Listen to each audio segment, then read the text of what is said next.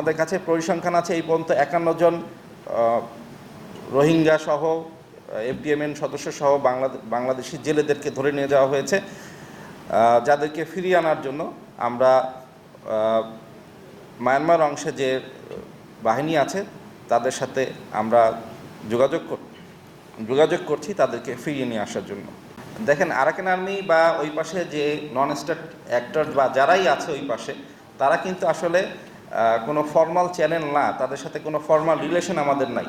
আমরা একটা ওয়ার্কিং রিলেশনের মাধ্যমে তাদের সাথে যোগাযোগ করে তাদেরকে ফেরত নিয়ে আসছি এবং তাদেরকে আমরা প্রতিনিয়ত প্রেশার ক্রিয়েট করে থাকি যেন এরকম জেলেদেরকে তারা ধরে নিয়ে না যায়। এভাবে সবসময় তাদের সাথে একটা যোগাযোগ আছে এবং বিগত দিনগুলিতেও এই জেলে ধরে নিয়ে যাওয়ার সংখ্যা অনেক কম ছিল, এই মাসে একটু বেড়েছে। আমরা আশা করি যে এটা কমে যাবে এবং আপনাদের মাধ্যমে আমরা আবারও আমাদের জেলে ভাইদেরকে সচেতন করতে চাই যে তারা যেন কোনোভাবেই নাফ নদী সীমা অর্থাৎ বর্ডার বা সীমান্ত ক্রস করে মিয়ানমার অংশে চলে না যায়।